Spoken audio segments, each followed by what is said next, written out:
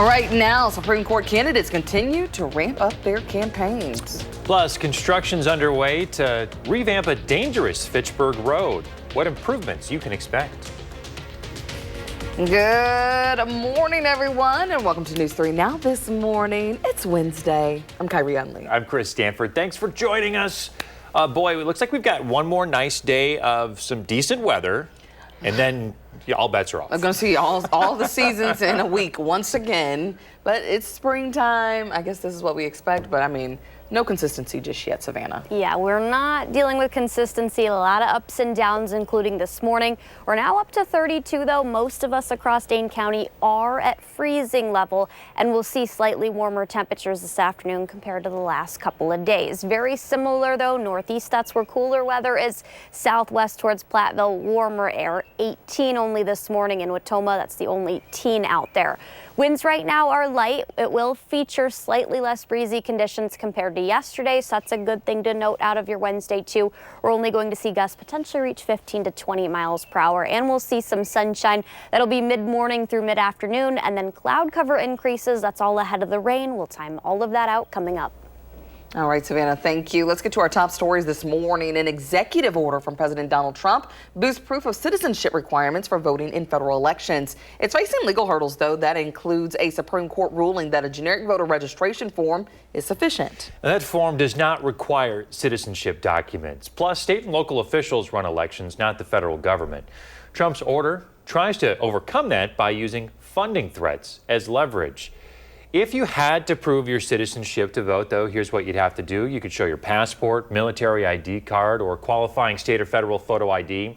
Otherwise, you'd need proof that complies with the Real ID Act of 2005. You could use your birth certificate if it meets certain requirements. Other options include certificates of naturalizationship or citizenship, or a consular report indicating you were born abroad. On April 1st, voters will determine the balance of the Supreme Court. Voters will also see a constitutional amendment and the state superintendent of public instruction race. Remember, News 3 Now will have you covered all day on air and online at channel3000.com. Polls open at 7 a.m. and close at 8 p.m. on Tuesday. Anyone who is in line at 8 p.m. should stay in line. You can check your voter registration at myvote.wi.gov. Absentee voters need to ensure their ballot is in by 8 p.m. on Tuesday. Voters who mailed their ballot can track it on the MyVote website.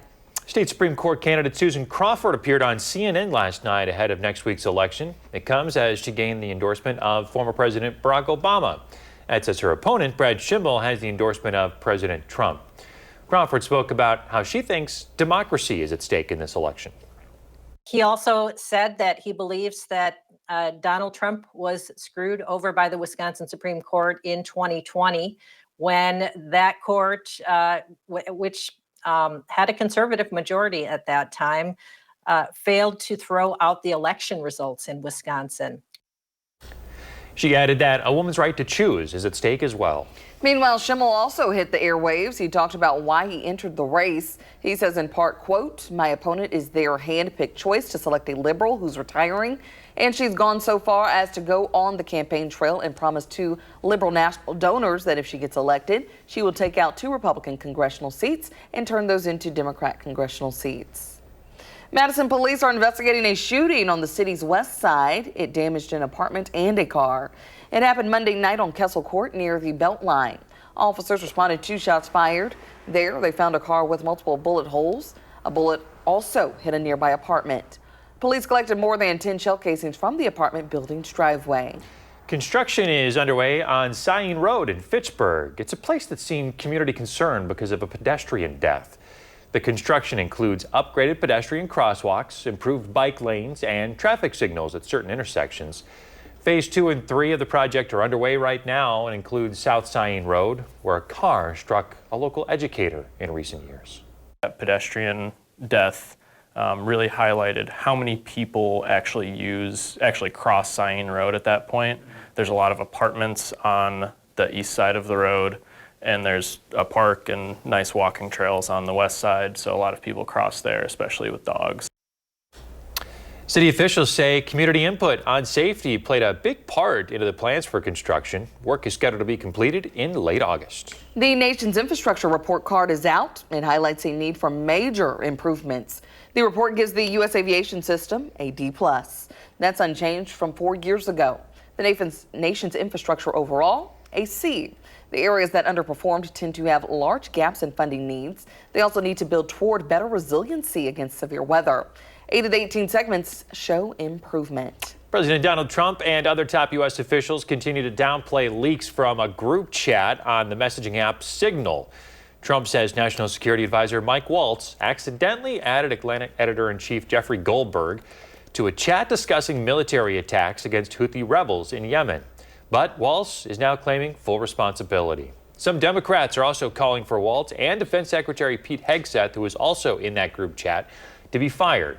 Last month, the National Security Agency issued a warning that Signal is a target of Russian hackers. A Wisconsin animal sanctuary is hosting an NFL draft party. It's an effort to encourage people to foster the pets currently up for adoption as the 2025 NFL draft comes to Green Bay. Officials say this is a way for the animals to get some love and security during the event. The Happily Ever After Animal Sanctuary is located just a mile away from the Packers' home of Lambeau Field. There is no cost to participate in the fostering program. The NFL draft is April 24th through the 26th. Oh, yeah, Yes. get those little scruffers some homes. Yes, I know they always say adopt, don't shop. So there you go. Nice. It's the perfect time to do it and to, combine it with the NFL draft. Coming up here pretty quick. Very quickly. Well, let's check in with Savannah. What's coming up? Well, guys, we have a couple warmer days in the forecast. We're going to talk about how long that's going to last and time out every rain chance over the next several days. Also ahead in your morning sports, the team that just picked up former Badger and Super Bowl champion Russell Wilson. News 3 Now this morning, moving forward. We're back here on a Wednesday. It's fair to say that the city of Madison has a lot of pedestrian and bike-friendly infrastructure. But one downtown street with the heaviest traffic is proving to be the least developed. Our Maddie Heimsch explains why some are looking to reinvent Regent Street. Despite being home to dozens of restaurants and businesses and adjacent to both the Kohl Center and Camp Randall, Regent Street as it stands isn't exactly pedestrian friendly.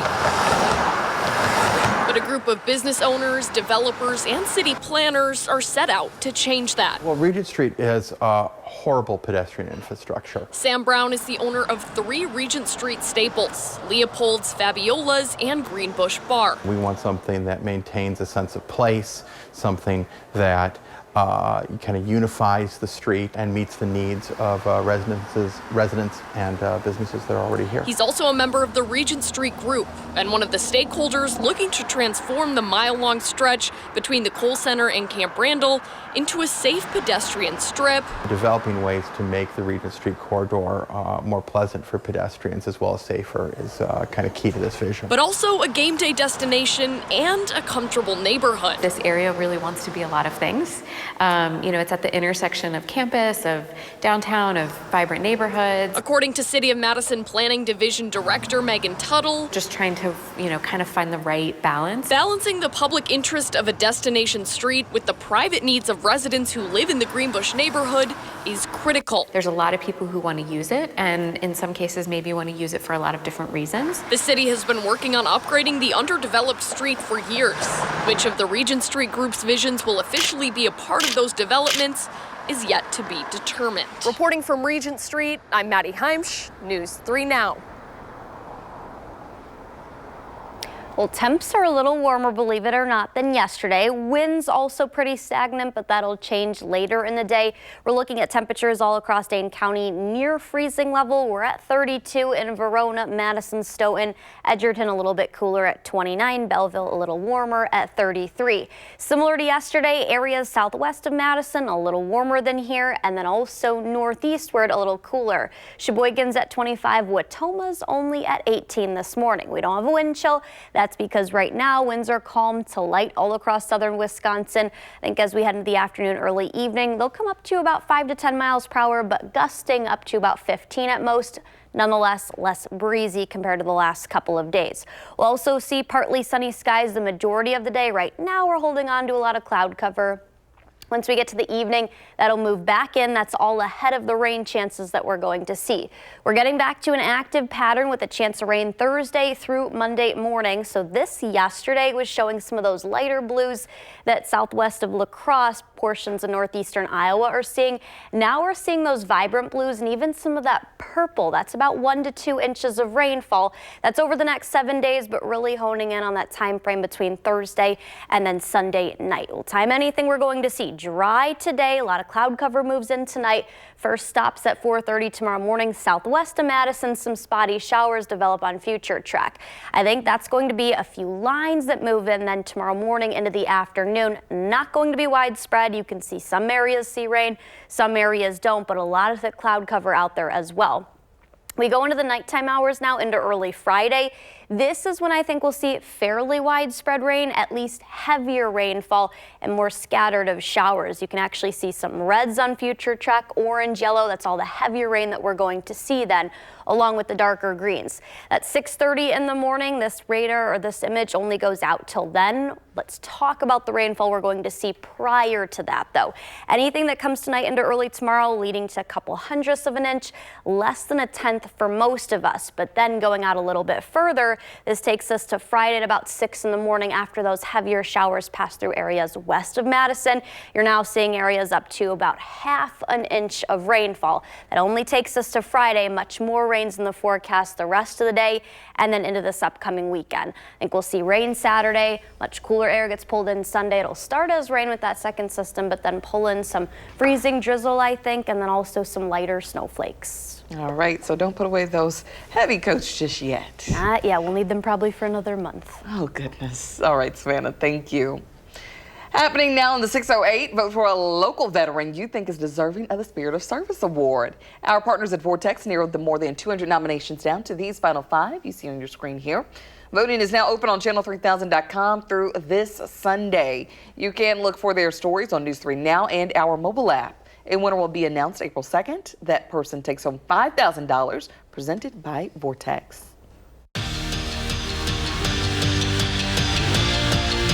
It is officially a new era for Wisconsin women's basketball, who tapped Robin Pingeton to be their next head coach. And for a program looking for direction, they found experience in their new hire. In her 30 years as a head coach, she has won 585 games, but recently has not had as much success. In February, she resigned after 15 seasons leading Missouri. Her tenure ended with back-to-back losing campaigns, where her Tigers went a combined 5-27 in SEC play. She led Mizzou to 4 NCAA tournament appearances, most recently in 2019. But in the 6 seasons since, the Tigers have had a losing record overall and went 28-66 in conference play.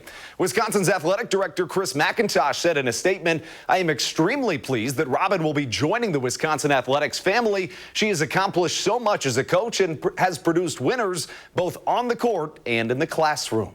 And some bad news for the Milwaukee Bucks. The team's star point guard Damian Lillard was diagnosed with deep vein thrombosis, or a blood clot in layman's terms, in his right calf that will keep him out indefinitely. The good news is, as The Athletic reports, that it should not be a season-ending injury. Leading up to the Women's Hockey National Championship game, Mark Johnson told me that it's one thing to catch a fish, but a whole other thing to try to get it in the boat. And on Sunday, his Badgers got their trophy fish. Wisconsin tied the game in the final 18 seconds and went on to win it in overtime. And their head coach, who you could say knows a thing or two about miracles, said that the game reminded him of a time where he was salmon fishing in Alaska. Exhausted after 50 minutes of fighting the fish, he almost gave up, but he didn't. It's about perseverance.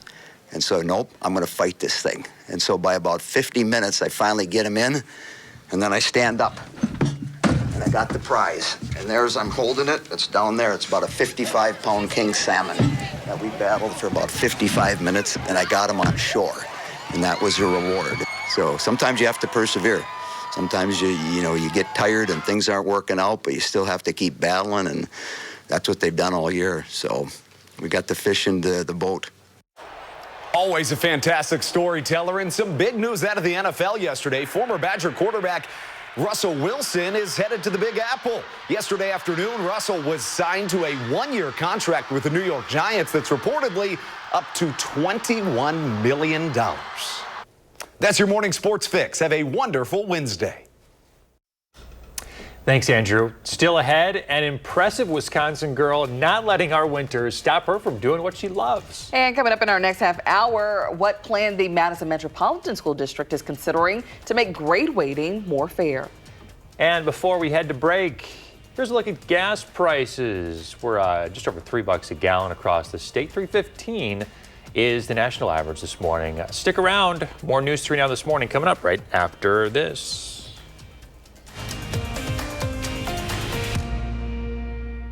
Tuesday morning sky in Janesville. So thanks so much for sending this in. Beautiful skies here. Absolutely beautiful. Love those colors there. She really knows when to snap that picture. Yes, really getting out and about. But continue to send in those photos to us. Hashtag MyNews3Morning. All right, maybe my favorite story of the morning here. A 10-year-old Wisconsin girl who's not letting our frigid winter stop her from doing what she loves. Check out Keelan here. She loves to wakeboard, and you can see she is doing it in some pretty chilly conditions. She has wakeboarded every month in Wisconsin for 26 months in a row now. The family lives outside of Milwaukee in Heartland. She says last January was the coldest. They were out on Geneva Lake. It was 20 degrees outside, 30 miles an hour wind, and she is still out there wakeboarding. Super impressive. Her goal is to make it to 50 months in a row. I just realized that you said 10, so things like this don't faze kids. Like maybe the cold, it doesn't faze them. No, she's already halfway there to 50, almost too. Right. Yes. Keep going. We sure we got the state right? Yeah. Yeah. I mean, this is awfully brave. So yes, Yeah, that's awesome. Kudos to her. Love to see that. Hey, check this out. San Clemente, California is now using goats to reduce their wildfire risk.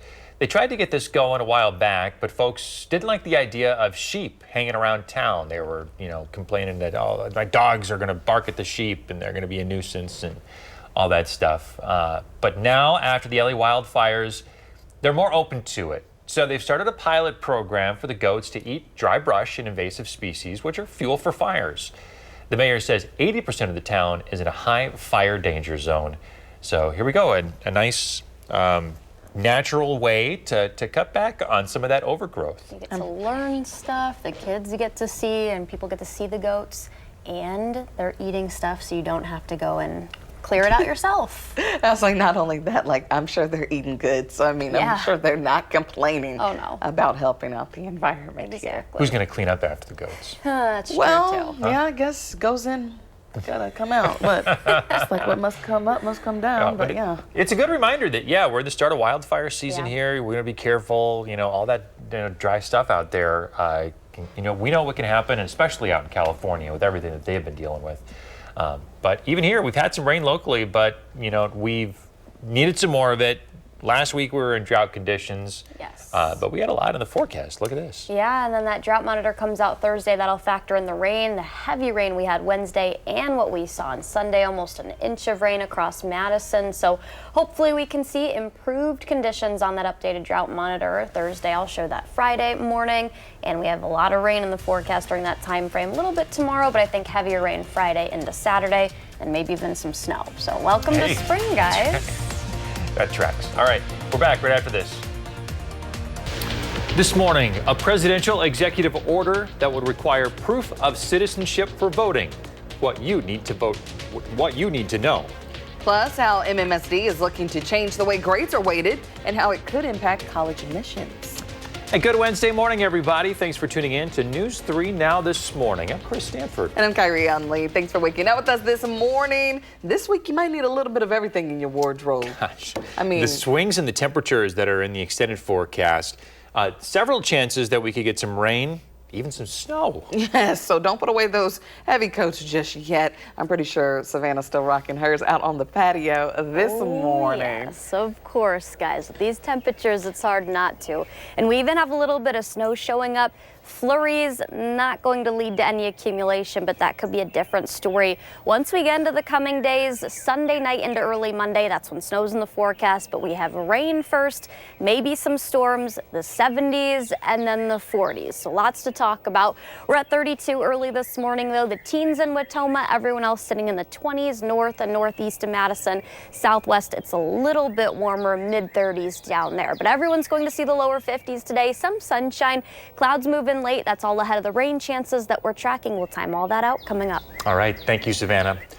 An executive order from President Donald Trump boosts proof of citizenship requirements for voting in federal elections. It faces some legal hurdles. That includes a Supreme Court ruling that a generic voter registration form is sufficient. The form does not require citizenship documents, plus state and local officials run elections, not the federal government. Trump's order tries to overcome that by using funding threats as leverage. The order faces almost certain litigation. If you had to prove your citizenship to vote, though, here's what that would look like. You could show your passport, military ID card, or qualifying state or federal photo ID. Otherwise, you'd need proof that complies with the Real ID Act of 2005. You could use your birth certificate if it meets certain requirements. Other options include certificates of naturalization or citizenship, or a consular report indicating that you were born abroad. State Supreme Court candidate Susan Crawford appeared on CNN ahead of next week's election. The appearance comes following an endorsement from former President Barack Obama. Meanwhile, her opponent, Brad Schimmel, has the endorsement of President Donald Trump. The race is breaking spending records and has gained national attention. That's due in part to Elon Musk's involvement in the race. It includes donations and posts on social media. Crawford talked about her opponent and how she thinks democracy is at stake in this election. He also said that he believes that Donald Trump was screwed over by the Wisconsin Supreme Court in 2020 when that court, which had a conservative majority at that time, failed to throw out the election results in Wisconsin. She says that a woman's right to choose is also at stake. Meanwhile, Schimmel also hit the airwaves. He just said this on the air: "My opponent is their handpicked choice to select a liberal who's retiring," and she's gone so far as to go on the campaign trail and promise to liberal national donors that if she gets elected, she would take out 2 Republican congressional seats and turn those into Democrat congressional seats. On April 1st, voters will determine the balance of the Supreme Court. Voters will also see a constitutional amendment and state superintendent of public instruction race. Remember, News 3 Now will be here for you with coverage and updates all day on air and online at channel3000.com. Polls open at 7 a.m. and close at 8 p.m. on Tuesday. Anyone who is in line at 8 p.m. should stay in line. You can check your voter registration at myvote.wi.gov. Absentee voters need to ensure their ballot is in by 8 p.m. on Tuesday. Voters who mailed their ballots in can track it on My Vote website. Voters in Baraboo will see a school referendum on their ballot. The question asks for $70 million to address aging elementary schools. Some of them are about 70 years old. If passed, East, Alberman, and Gordon L. Wilson elementary schools would get a facelift. And in 2016, we did a referendum and did a high school update. And then in 2019, we updated our middle school. So it is all elementaries, and we're doing elementaries now because that's the last set of buildings that we need to address. In November, Baraboo voters rejected a similar referendum. So the district made some changes. They described this one as tax neutral. If approved, it wouldn't add additional expenses to property taxes. The Madison Metropolitan School District is floating the idea of weighing the grades their students earn differently. Our Armand Rahman reports.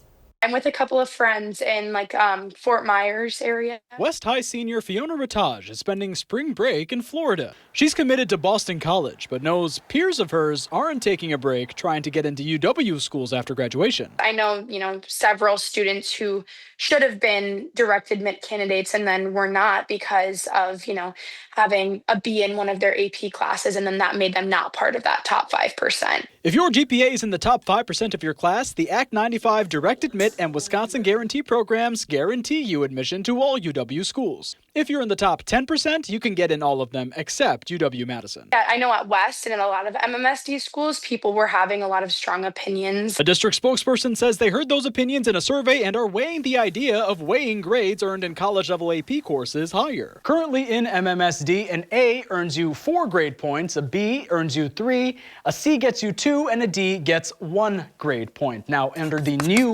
weighted grade system, an A in an AP class could get something like 4.5 or 5 grade points, boosting your overall GPA. I see both sides of it. As a tutor with Raise the Grade tutoring service, Tara LaValle also helps students with college applications. She says she worries what this might do to students who can't get into AP classes. Well, the families who have the money can pay the tutors too, and the families that don't have the money, those kids are left to work that much harder. But she's also a teacher in Partyville who sees salutatorians and valedictorians taking what she calls the easy way out. Taking the easier classes to pad their GPA, but then I see other kids who are working hard and getting the good grades in AP classes, fighting against those kids for college, for class rank. I would love to see how they're going to figure out how to make things more equitable in classes. Reporting for News 3 Now, I'm Armand Rahman.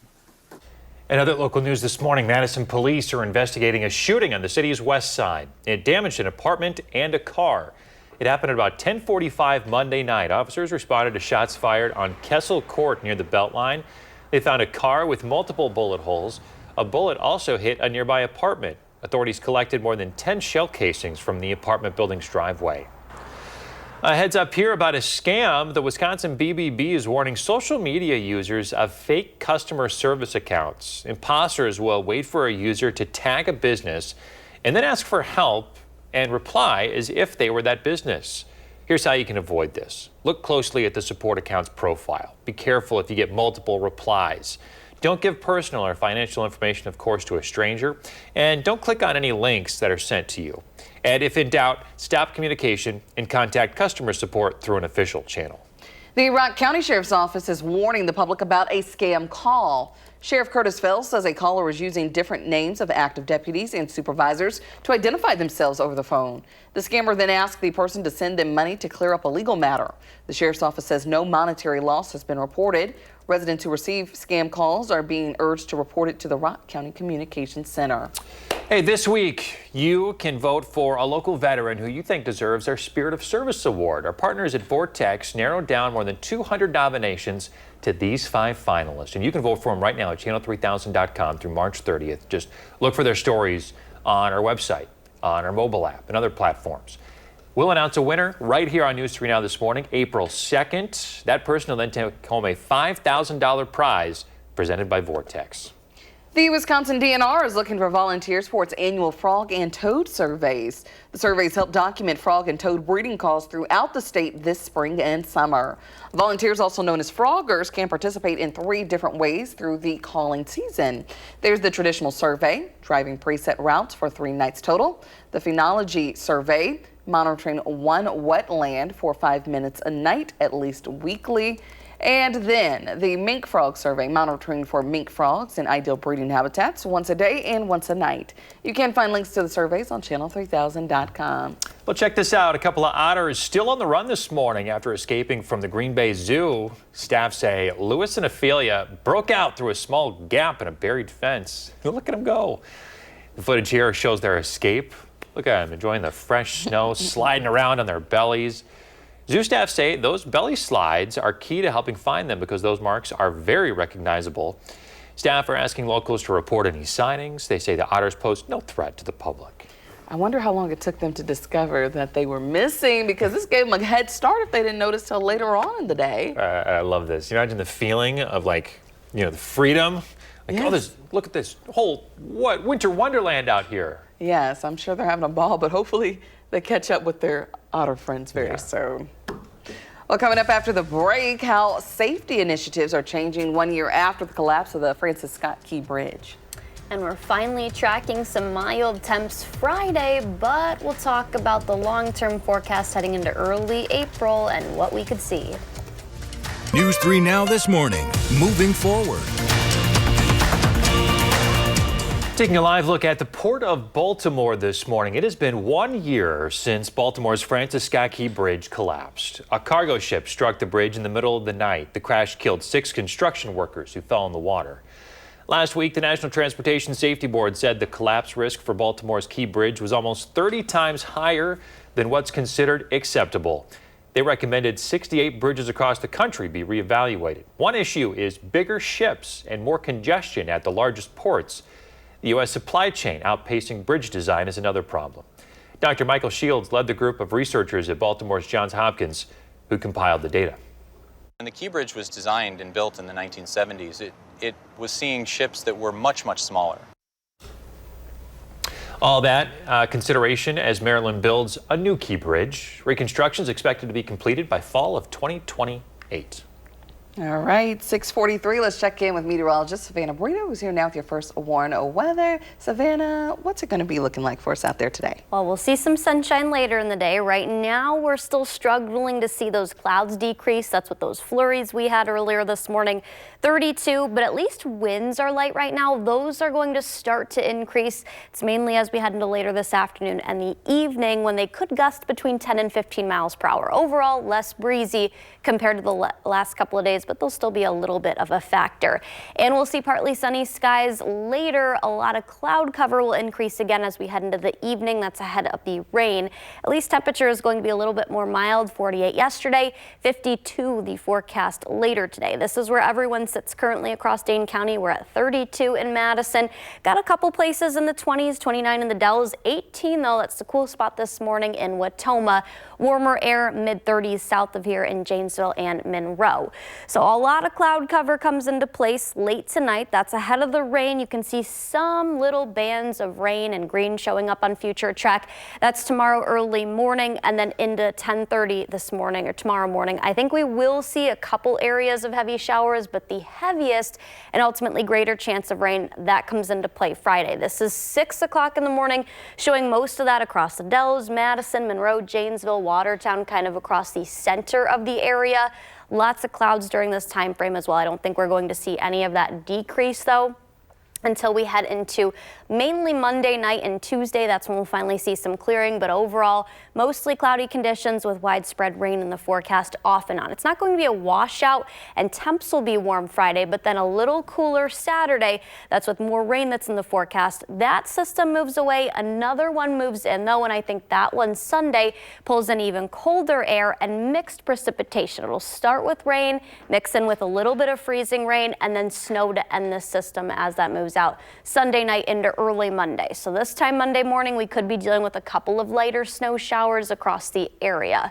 72 though for Friday, 57 Saturday, 45 Sunday. A ridge starts to build and that'll bring us well above average temperatures during that time frame into early April. So I think once we get past Wednesday next week, that's going to be near normal, but then specifically heading into next weekend, much warmer air moves in, and I think we'll keep that pattern going for a little bit of time at least. Right, so lots of changes throughout the forecast though here. Yeah, it's spring in Wisconsin, typical weather pattern. Gotta love it. Yes. Savannah, thank you.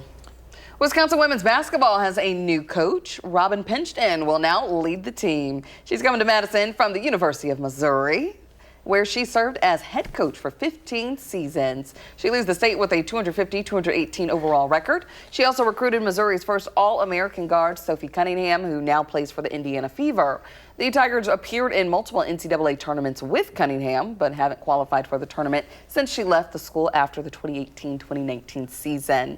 The Badgers made the announcement on its X account. They say the team is excited for the new era. Pinchton's hoping to turn around Wisconsin's program. It hasn't made the NCAA tournament since 2019. She says she's excited to get to Madison and get to work. Speaking of women's basketball, a new women's sports bar just opened up in Austin, Texas, just in time to celebrate the Texas women's basketball team's win over Illinois. Betty Cross reports from the 1972 pub. Guadalupe Street is now home to a first ever in Austin. Open the doors to 1972 and you'll see how women's sports are surging in popularity and viewership. We are dedicated women's sports only. so there will be no men's sports on our televisions. Deborah Hollum is the co-owner of the 1972 Women's Sports Pub. We need to grow viewership. We need to show all, including men, that women's sports is entertaining. David and Sylvia Gonzalez drove from Buda to find a pub that would guarantee they'd be able to watch the action start to finish and with the volume up.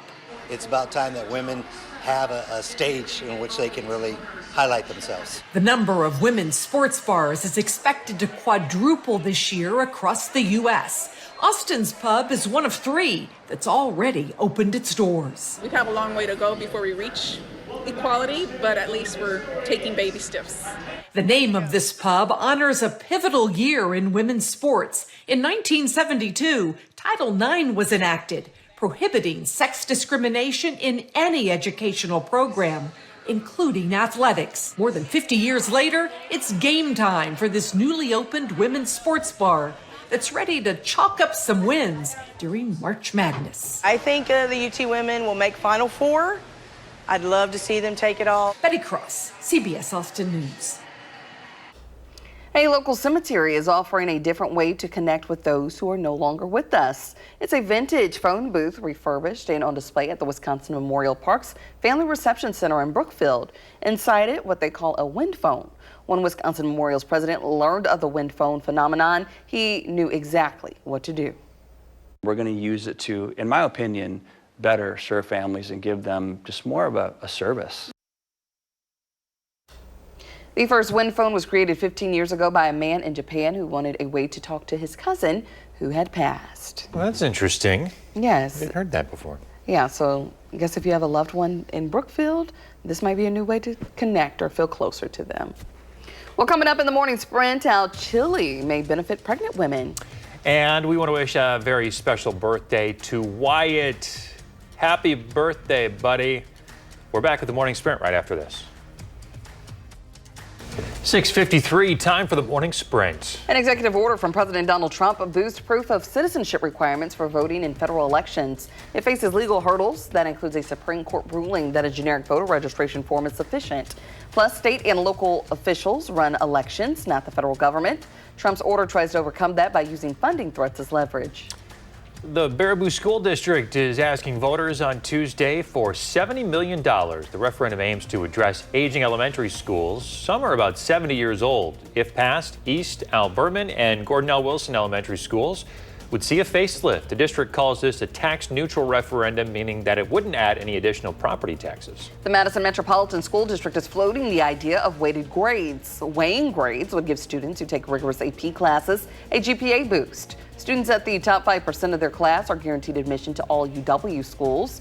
The earliest weighted grades would go into effect is the next school year. Madison police investigating a shooting on the west side. It damaged an apartment and a car. It happened about 10:45 Monday night. Officers responded to Kessel Court near the Beltline. They found a car with multiple bullet holes. A bullet also hit a nearby apartment. They collected more than 10 shell casings from the apartment building's driveway. Rock County Sheriff's Office is warning the public of a scam call. They say a caller is using different names of active deputies and supervisors to identify themselves. The scammer asked the person to send them money to clear up a legal matter. The Sheriff's Office says no monetary loss has been reported. Residents who receive a scam call are being urged to report it to the Rock County Communications Center. Well, a heads up here if you have any cans of Coke in your fridge. Coke's recalling more than 812 packs of its canned original taste soda. The affected products were distributed in Wisconsin. According to the FDA, the packs could be contaminated with plastic.